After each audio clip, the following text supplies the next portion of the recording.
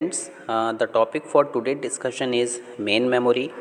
We have studied about instruction cycle and we have also seen how the memory is organized. Memory को properly organise किया जाता है जिसमें हमारे पास में 5 हायरार्की आपको दी हुई हैं। मेरे पास में रजिस्टर्स हैं, कैशे मेमोरी है, मेन मेमोरी है। ये हमारी 3 मेमोरी वोलेटाइल मेमोरी होती हैं। इसके बाद में हमारे पास में मैग्नेटिक डिस्क या मैग्नेटिक टेप आता है जिसको कि हम ऑक्सिलरी स्टोरेज बोलते हैं, सेकेंडरी स्टोरेज बोलते हैं। नाउ स्टूडेंट्स, आज हम मेन मेमोरी के बारे में स्टडी करेंगे। देखिए, जो हमारी मेन मेमोरी होती है, आप चाहे एप्लीकेशंस की बात करिए या फिर इंटरनल कोई system call, operating system call करता है या फिर कोई सिग्नल जनरेट होता है, एप्लीकेशंस जितने भी रन करते हैं वो आपकी मेन मेमोरी के इनसाइड रन करते हैं। मेन मेमोरी में हमारे पास में रोम आती है जिसको कि हम रीड ओनली मेमोरी कहते हैं, जिसके इनसाइड बूट स्ट्रैप प्रोग्राम्स होते हैं, एंड रैम आती है जिसको कि हम रैंडम एक्सेस मेमोरी कहते हैं, जिसके inside currently executing programs run कर रहे होते हैं। स्टूडेंट्स, मेन मेमोरी है क्या? देखिए, सीपीयू की अगर मैं बात करूं, सीपीयू को कहीं ना कहीं डाटा को प्रोसेस करना होता है। डाटा प्रोसेस तभी हो पाएगा जब उस डाटा को कहीं पर स्टोर किया गया हो।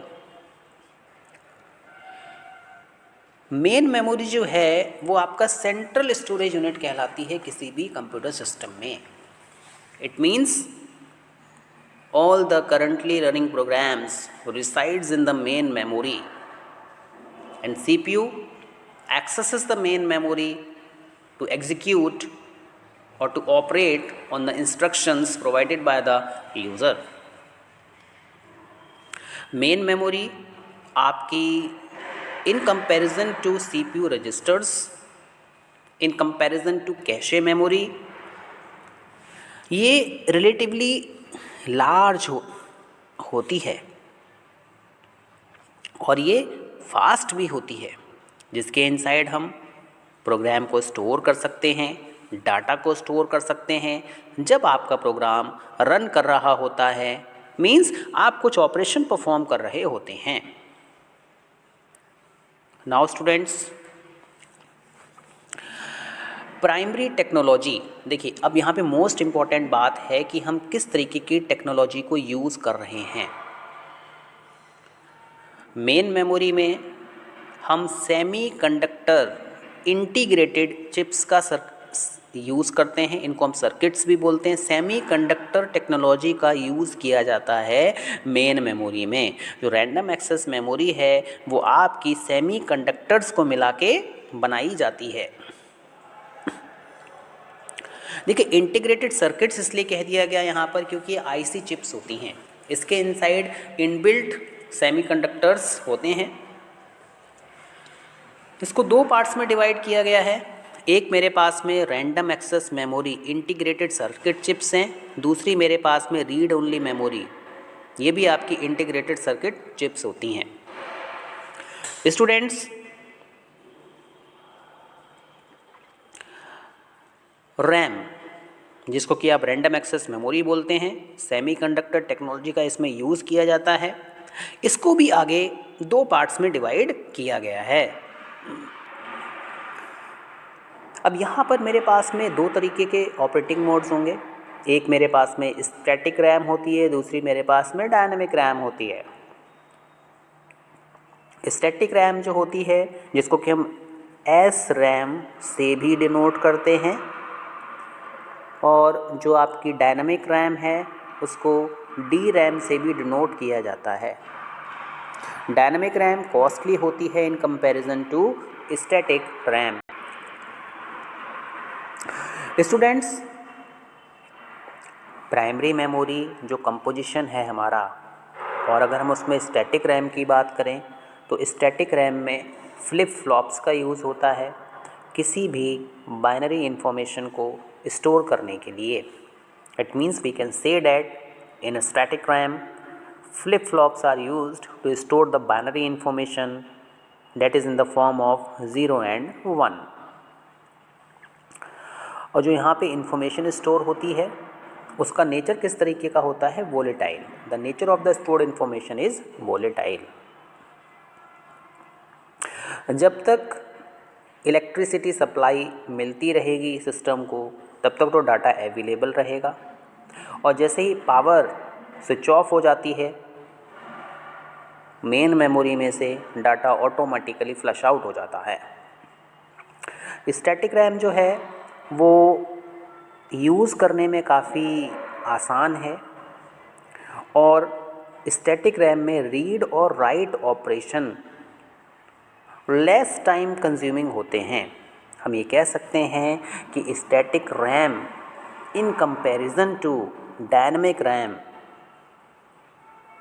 फास्ट है, इसकी परफॉर्मेंस बेटर है डायनामिक रैम के कंपैरिजन में, क्योंकि स्टैटिक रैम में हमने फ्लिप फ्लॉप्स का यूज़ किया है और डायनामिक रैम में हम कैपेसिटर्स का यूज़ करते हैं, जहाँ पे चार्ज कहीं ना कहीं डिक्रीज होता रहता है। नाउ स्टूडेंट्स, देखिए जैसा कि मैंने आपको बताया कि dynamic RAM exhibit the binary information in the form of electric charges that are applied to the capacitors. Dynamic RAM में कैपेसिटर्स का यूज़ होता है, और कैपेसिटर्स जो हैं वो आपके मॉस ट्रांजिस्टर्स पे बेस्ड होते हैं। इट मीन्स सिंपल सी अगर मैं बात करूँ तो यहाँ पे ट्रांजिस्टर्स का यूज़ किया गया है इंफॉर्मेशन को स्टोर करने के लिए। कैपेसिटर्स का एक डिसएडवांटेज ये है कि इनको हमेशा रिफ्रेशिंग सर्किट्स की ज़रूरत पड़ती है। अगर आप इसको चार्ज नहीं करेंगे तो कहीं ना कहीं जो भी इलेक्ट्रिक आयंस कैपेसिटर्स पे स्टोर हुए हैं वो डिक्रीज़ होते चले जाएंगे। बट यहाँ पे एडवांटेज क्या है कि डायनामिक रैम लेस पावर को कंज्यूम करती है, और यहाँ पर हम ज़्यादा डाटा को स्टोर कर सकते हैं in comparison to static RAM. तो यहाँ पर हमें दो डिफरेंसेस देखने को मिले। स्टैटिक रैम फास्ट है डायनामिक रैम के कंपैरिजन में। स्टैटिक रैम में हम फ्लिप फ्लॉप का यूज़ करते हैं, डायनामिक रैम में हम कैपेसिटर्स का यूज़ करते हैं। डायनामिक रैम कम पावर कंज्यूम करती है, इसकी स्टोरेज कैपेसिटी ज़्यादा होती है in comparison to static RAM. Now students, RAM के जो साइजेस हैं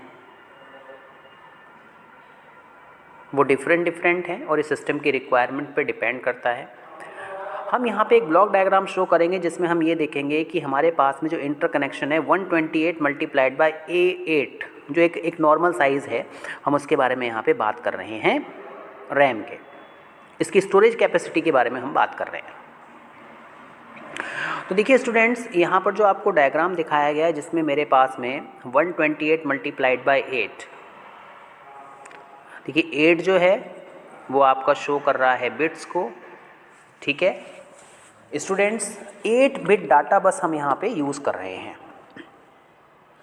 यहाँ पे 2 चिप लगी हुई हैं, chip select 1 and chip select 2। इसके बाद में रीड के लिए RD ऑपरेशन परफॉर्म होगा, राइट के लिए WR ऑपरेशन परफॉर्म होगा, और देखिए AD7 these are the address bits यहाँ पे यूज़ की जाती हैं। स्टूडेंट्स, अगर मैं बात करूं 128 मल्टीप्लाई 8 रैम चिप की तो इसकी कैपेसिटी कितनी होगी? इट मीन्स यहाँ पे हम 128 वर्ड्स को सेव कर सकते हैं जो कि 8 बिट के होंगे, जिसमें 7 बिट एड्रेस होगा और 8 बिट बाई डायरेक्शनल डाटा बस होगी, जैसा कि आप इस डायग्राम में देख रहे हैं। यहाँ पे हम 8 बिट डाटा बस का यूज़ कर रहे हैं और यहाँ पे 7 बिट एड्रेसिंग का यूज़ किया गया है। देखिए बाई डायरेक्शनल इसलिए कहा गया क्योंकि यहाँ से डाटा को फॉरवर्ड डायरेक्शन में, बैकवर्ड डायरेक्शन में मूव कराया जा सकता है।